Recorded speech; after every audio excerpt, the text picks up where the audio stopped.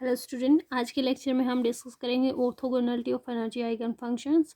Means eigen function क्या होते हैं, और इसके साथ में हम देखेंगे कि जो आइगन वैल्यूज़ होती हैं वो आपकी रियल एंटिटी होती हैं, उसका भी हम एक इसी के साथ ये सेम डेरिवेशन है। अगर आपका क्वेश्चन इस तरीके से आता है कि prove that the eigenvalues are real entity, तो भी आपको सेम आर्टिकल करना है। और अगर आपको उससे पूछा जाए व्हाट आर ऑर्थोगोनल फंक्शन, तो भी आपको सेम आर्टिकल यहाँ पे करना है। तो आइए देखते हैं पहले डेफिनेशन क्या होती है। Any two normalise wave function के आपने जो है दो नॉर्मलाइज वेव फंक्शन कंसिडर कर लिए हैं। पहला जो नॉर्मलाइज वेव फंक्शन वो हमने मान लिया साई एम है, और जो दूसरा नॉर्मलाइज वेव फंक्शन है वो हमने मान लिया साई एन है। ठीक है, दोनों नॉर्मलाइज वेव फंक्शन की जो आइगन वैल्यूज है वो डिफरेंट है। फर्स्ट के कॉरस्पॉन्डिंग जो आइगन वैल्यू है वो ई एम से हमने रिप्रेजेंट किया है, और सेकेंड वेव फंक्शन के कॉरस्पॉन्डिंग आइगन वैल्यू को हमने ई एन से रिप्रेजेंट किया। यानी हमने क्या किया है, दो नॉर्मलाइज वेव फंक्शन कंसिडर किए हैं, उन दोनों नॉर्मलाइज वेव फंक्शन के corresponding different different eigen value हमने कंसिडर की हैं, जिनको हमने रिप्रेजेंट किया ई एम और ई एन से। तो ई एम और ई एन क्या है, हमारे पास आइगन वैल्यू है, ये कोई एंटिटी है ना, ऑपरेटर नहीं है। ये बात यहाँ पे ध्यान रखना, ठीक है। आगे देखिए इसकी डेफिनेशन क्या है कि जो integral of the product of one of them and the complex, इनमें से एक को एज इट इज हमने लिया, दूसरे का कॉम्प्लेक्स कॉन्जुगेट लिया, और उसके ऊपर अगर इंटीग्रल करें, और कहाँ कहाँ तक इंटीग्रल करना है, कॉमन डोमेन में। यानी दोनों आइगन फंक्शंस की लिमिट हमने देखनी है, उन लिमिट्स में से जो कॉमन डोमेन होगी उसके ऊपर अगर आप इसको इंटीग्रल करते हैं, इसका वॉल्यूम इंटीग्रल करते हैं, तो अगर ये क्वांटिटी आपकी ज़ीरो के इक्वल आ जाए, तो आप कहेंगे कि ये दोनों आइगन फंक्शन जो है सॉरी ये जो दोनों नॉर्मलाइज्ड वेव फंक्शन है वो क्या है, एक दूसरे के ऊपर ऑर्थोगोनल है। These are orthogonal wave function. तो हमने क्या किया, दो नॉर्मलाइज्ड वेव फंक्शन लिए हैं, दोनों नॉर्मलाइज्ड वेव फंक्शन के corresponding different energy eigen value ली है। इन दोनों नॉर्मलाइज्ड वेव फंक्शन में से किसी एक वेव फंक्शन का आपने कॉम्प्लेक्स कॉन्जुगेट लिया है, दूसरे को एज इट इज रखा है, आपने इंटीग्रेट कर दिया है दोनों में से जो कॉमन डोमेन आ रही है उसके ऊपर। तो जो ये वॉल्यूम इंटीग्रल आपका जीरो आ जाए, तो हम कहेंगे कि ये जो है जो वेव फंक्शन है आपके वो ऑर्थोगोनल वेव फंक्शन है। प्रूफ देख लेते हैं। तो श्रोडिंगर वेव इक्वेशन अगर आप लिखें, हम एक बार वन डायमेंशनल लेके चलते हैं सिंपल जो सिंपल केस के लिए, फिर इसी में मैं आपको थ्री डायमेंशनल का भी बता दूंगी कि आपको अगर थ्री डायमेंशनल में इसको का प्रूव करना है तो कैसे करोगे। तो वन डायमेंशन में हमारे पास दो वेव फंक्शन होंगे। पहला हो गया psi m which is function of x only, और इसके कॉरस्पॉन्डिंग जो एनर्जी आइगन वैल्यू है वो मैंने लिख दी ई एम। ठीक है, दूसरा वेव फंक्शन हो गया psi n which is again function of x only, और इसके कॉरस्पॉन्डिंग आइगन वैल्यू होगी ई एन। ठीक है, इतना हमने कंसिडर कर लिया। अब आपको पता है कि जो वन डायमेंशन में एक बाउंडेड पार्टिकल की, बाउंडेड पार्टिकल में आप वहाँ पे फोर्स लगा रहे हैं, तो फोर्स लगा रहे हैं तो पोटेंशियल और काइनेटिक एनर्जी दोनों रहेंगी।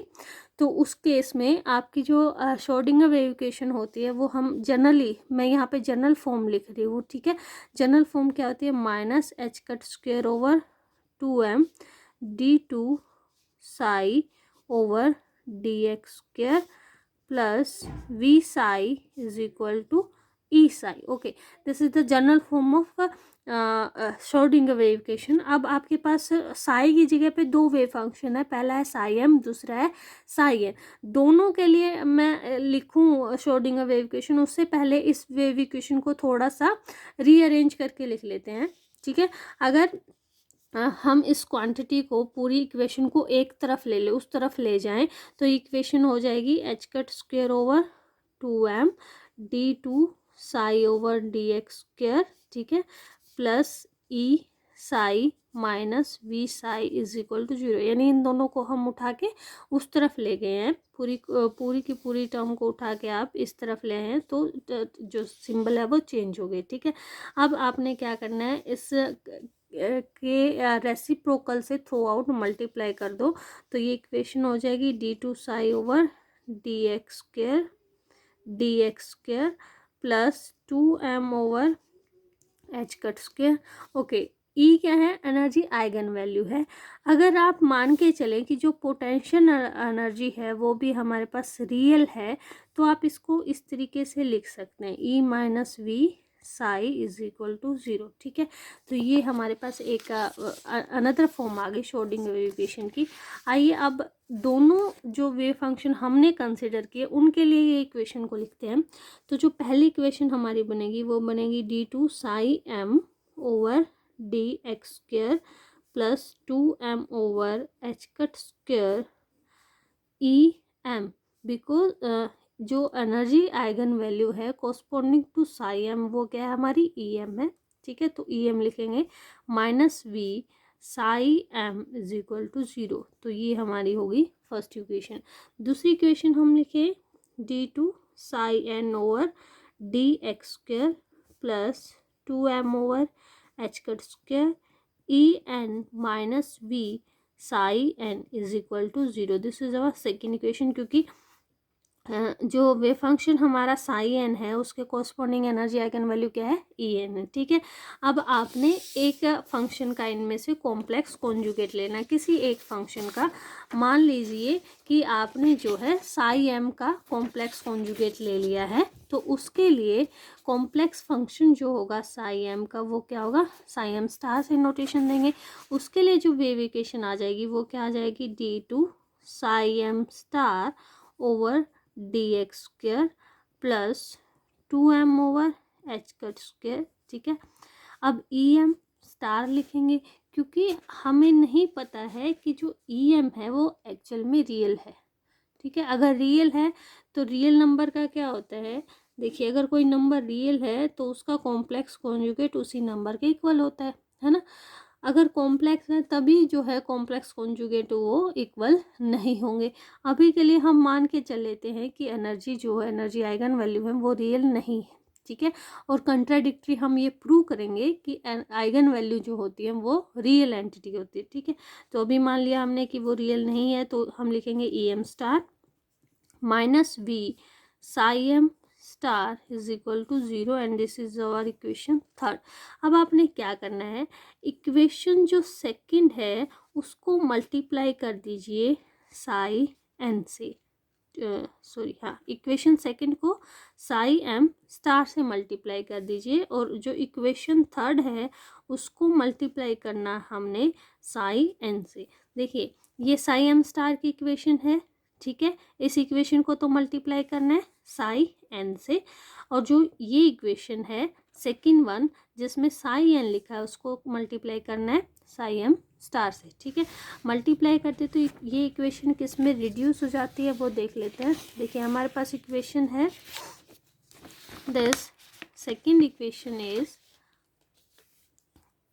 दिस वन, इसको हमने साई एम स्टार से मल्टीप्लाई किया तो मैंने लिखा psi M star d two psi n over D x square plus 2m over H cut square into E N minus V, और यहाँ पे आ गया psi M star psi n is equal to 0।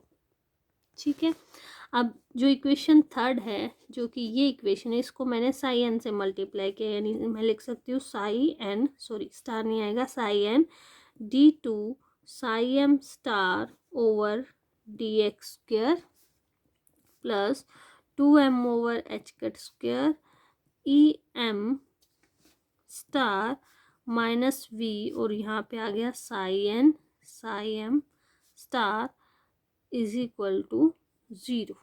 ठीक है, अब देखिए अगर आप इस इक्वेशन को नंबरिंग दे दे 4 और इस इक्वेशन को नंबरिंग दे दे 5, आपने 4 में से 5 को सब्ट्रैक्ट करना है, तो हमारे पास रिलेशन क्या आ जाएगी, psi M star d two psi n over D x square minus, इसको सब्ट्रैक्ट कर दिया, psi N d two psi M star over D x square plus, ये कॉमन फैक्टर दोनों में से कॉमन लिख लिया, 2m over H cut square. यहाँ पे क्या बच जाएगा हमारे पास, दिस माइनस दिस करेंगे तो E N minus E M star, ये दोनों में सेम है, कैंसिल आउट हो जाएगी, बिकॉज वी इज़ रियल, तो उसका कॉम्प्लेक्स कॉन्जुगेट हमने नहीं लिया है, दोनों सेम है, तो मैं इसको लिख सकती हूँ psi M star psi n is equal to 0। तो ये हमारे पास आ गई रिजल्टेंट इक्वेशन।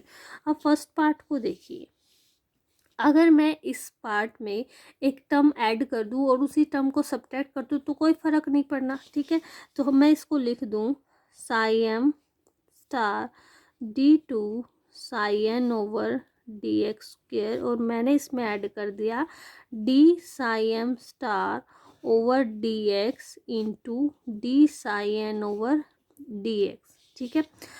यही टर्म को मैंने सब्ट्रैक्ट भी कर दिया, d psi M star over D x into d psi n over D x को मैंने सब्ट्रैक्ट भी कर दिया, ऐड भी कर दिया, तो कोई फ़र्क नहीं पड़ना, ठीक है।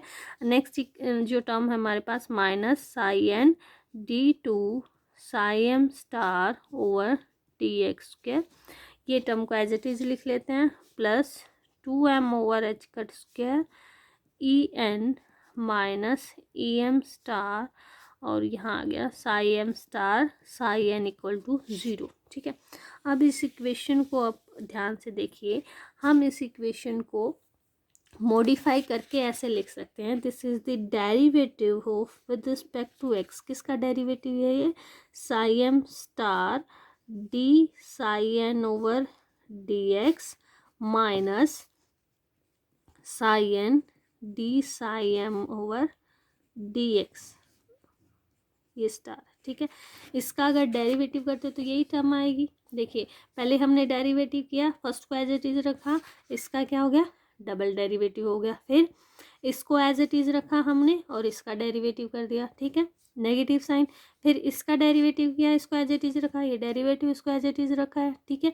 उसके बाद हमने इसको एज इट इज़ रखा, इसका डेरिवेटिव, इसको एज इट इज़ रखा, इसका डेरिवेटिव, यानी मैं इस जो 4 टर्म्स हैं इनको एक्सट्रैक्ट करके मैं इस तरीके से लिख सकती हूँ, ठीक है। यहाँ तक समझ आ गया। नेक्स्ट टर्म है हमारे पास plus 2m over H cut square E N minus E M star psi M star psi N equal to 0। अब आपने क्या करना है, दोनों तरफ इंटीग्रेट करना है, integrate both side psi M star d psi n over D x minus psi N d psi M star over D x, ठीक है, d x, integration from minus infinity to plus infinity, यानी full space में हमने करना है। Plus 2m over H cut square constant हमें बाहर निकाल लिया, ये भी एक वैल्यू है, इसको भी बाहर निकाल लिया हमने ई एम स्टार को। ये integration from minus infinity to infinity psi M star psi N D x and this complete term is equal to 0, ठीक है। अब या तो ये टर्म 0 है या तो ये टर्म 0 है। अब पहले अगर आप इसको सोल्व करें तो हमें पता है कि डेरिवेटिव एंड इंटीग्रेशन एक दूसरे के क्या होते हैं, अपोजिट होते हैं। तो हमने पढ़ा है कि integration of D of something हो तो वो जो यहाँ पे होगा वो एज इट इज़ आ जाता है ना। तो ये भी क्या है, डेरिवेटिव ऑफ समथिंग है और इंटीग्रेट किया है, तो इसका जो रिजल्ट आएगा वो क्या आ जाएगा, मैं इसको लिख सकती हूँ as it is, integration of this term is equal to psi M star d psi n over D x minus psi N d psi M star over D x, और लिमिट है minus infinity to plus infinity, plus 2m over H cut square E N minus E M star, और यहाँ पे हमारे पास आ गया minus infinity to infinity psi M star psi N D x equal to 0, ठीक है। अब देखिए हमने पढ़ा था जब कि एक वेल बिहेव्ड या फिजिकली एक्सेप्टेबल वेव फंक्शन क्या होता है, कि जो साई है आपका वो भी क्या होना चाहिए, फाइनाइट होना चाहिए, और जो डेरिवेटिव है with respect to x y z ये भी क्या है, इसका फाइनाइट होना चाहिए। यानी अगर आपका एक्स जो है प्लस माइनस इन्फिनिटी को टेंड करे तो जो आपका साई है वो किसको टेंड करना चाहिए, 0 को टेंड करना चाहिए, और उसका जो डेरिवेटिव है वो भी क्या करना चाहिए, 0 को एक्सटेंड करना चाहिए। अगर ये कंडीशन को सेटिस्फाई करता है, ऐसा वेव फंक्शन ही क्या होगा, फिजिकली एक्सेप्टेबल होगा। तो अब यहाँ पे देखिए, अगर हम plus minus infinity limit put करें तो ये उसी फॉर्म में है ना। तो ये टर्म क्या होनी चाहिए, अगर एक जो गिवन वेव फंक्शन एक वेल बिहेव्ड वेव फंक्शन है तो ये टर्म क्या होनी चाहिए, this should be approaches to zero. तो यानी फर्स्ट टर्म का जो कंट्रीब्यूशन है वो क्या आ गया, जीरो आ गया। ठीक है, अब नेक्स्ट टर्म को एज इट इज लिखते हैं, 2m over H cut square e N minus E M star integration minus infinity to infinity psi M star psi N D x is equal to zero. ठीक है, अब इसमें से या तो ये चीज़ ज़ीरो है या तो फिर ये चीज़ ज़ीरो। अब हमने कहा कि जो साई एम और साई एन है वो डिफरेंट वेव फंक्शन है, जो ई एन और ई एम यानी इसके कॉरस्पॉन्डिंग जो ये एनर्जी आइगन वैल्यू, इसके कॉरस्पॉन्डिंग जो ये एनर्जी आइगन वैल्यू है वो भी डिफरेंट एंटिटी है। अगर वो डिफरेंट एंटिटी है तो ई एन जो है वो कभी भी ई एम के इक्वल नहीं होगी, ई एम स्टार के इक्वल नहीं होगी। इट मीन्स ये टर्म तो ज़ीरो नहीं है। तो कौन सी टर्म जीरो, ये टर्म जीरो है। तो हम यहाँ से कह सकते हैं कि integration minus infinity to plus infinity psi M star psi N D X should be equal to zero. कब, if your M is not equal to N. और ये किसकी कंडीशन है, this is the condition of orthogonality, है ना। तो ये कहने का क्या मतलब है कि ये दोनों वेव फंक्शन इस कंडीशन को सेटिस्फाई कर रहे हैं, तो हम कह सकते हैं कि ये दोनों वेव फंक्शन क्या है, ऑर्थोगोनल वेव फंक्शन। अब मान लो आपके पास कंडीशन हो कि जो m है वो इक्वल टू n है।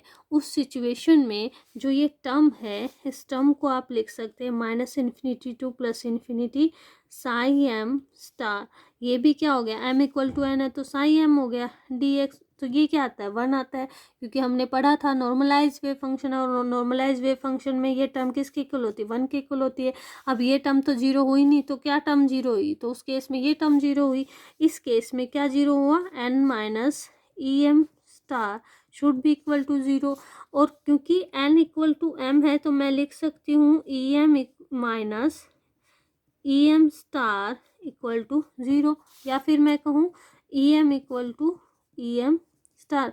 यानी किसी नंबर का कॉम्प्लेक्स कॉन्जुगेट उसी नंबर के इक्वल है, तो हम क्या कह सकते हैं कि वो नंबर कैसा है, रियल नंबर है। यानी यहाँ से ये भी प्रूव हो गया कि जो आपकी आइगन वैल्यू होती है वो क्या होती है, रियल एंटिटी होती है। तो यहाँ से दो हमने डेरिवेशन देखे हैं। एक तो अगर प्रूव करना आ जाए कि prove that eigen values are real entity, तो आपको यही आर्टिकल करना है। और आपको ऑर्थोगोनल कंडीशन प्रूव करना आ जाए तब भी आपने एग्ज़ाम में यही आर्टिकल करना है। आप देख लेते हैं, अगर यही आप ये हमने 1 डायमेंशन डिस्कस किया, अगर आपको ये 3 डायमेंशन में डिस्कस करना है तो क्या डिफरेंस आता है वो देख लेते हैं। देखिए 3 डायमेंशन में जो इक्वेशन होगी हमारी वो इस तरीके से होगी। 3 डायमेंशन देखिए, मैंने जो ये रीअरेंज करके लिखा है इस इक्वेशन को, मैं इसी इक्वेशन को 3 डायमेंशन में लिख देती हूँ। तो 3 डायमेंशन में हम लिखेंगे साई एम स्टार, इसकी जगह पे लिखेंगे del square psi n plus 2m over H cut square e N minus v. बाकी सेम रहेगा, सिर्फ डेल स्क्वायर आ जाएगा वहाँ पे। ये इक्वेशन हो जाएगी psi N del square psi M star plus 2m over H cut square E M star minus V और psi M star psi N equal to zero.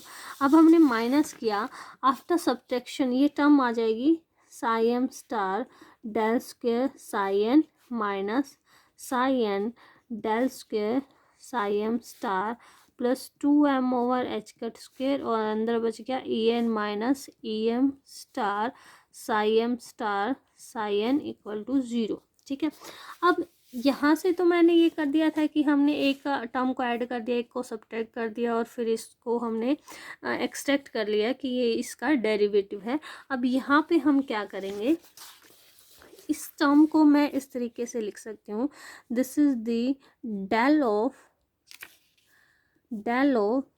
Sai M star del psi N minus psi n and del psi M star, ऐसा लिख सकती हूँ।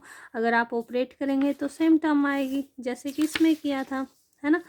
ये 4 term में हो जाएगा और 2 टर्म आपकी कैंसिल हो जाएंगी, तो आपके पास ओवरऑल यही टर्म बचेगी।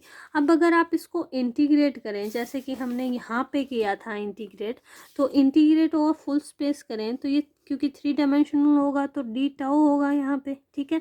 ये टर्म एज इट इज रहेगी plus 2m over H cut square e N minus E M star, और यहाँ पे है integrate psi M star psi N d tau equal to 0, ठीक है।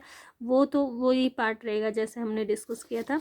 इस पार्ट को कैसे आपने सोल्व करना है, तो यहाँ पे आपने लगानी है Gauss divergence theorem. Gauss divergence theorem क्या करती है, वॉल्यूम इंटीग्रल को सरफेस इंटीग्रल में कन्वर्ट कर देती है। तो ये जो है आपका वॉल्यूम इंटीग्रल है और ये किस में कन्वर्ट हो जाएगा, आपका सरफेस इंटीग्रल में कन्वर्ट हो जाएगा। और सरफेस इंटीग्रल में कन्वर्ट होने पर ये टर्म आपकी बचेगी psi M star del psi N minus psi N del psi M star, और यहाँ पे आ जाएगा डी एस एंड यहाँ पे नॉर्मल टू दैट सरफेस, ठीक है। अब ये टर्म क्योंकि फुल स्पेस पे आप बात करें minus infinity to plus infinity, तो ये टर्म अगेन क्या करेगी, 0 को टेंड कर जाएगी। और फिर इस पार्ट को आपने उसी तरीके से सोल्व करना है जैसे कि हमने 1 डायमेंशन में किया था, ठीक है। तो 3 डायमेंशन में आ जाए तो आपको इस तरीके से परफॉर्म करना है, और अगर 1 डायमेंशन में आता है तो ये बहुत ही सिंपल सा तरीका है, आपने इस तरीके से उसको डिराइव करना है। Okay, thank you.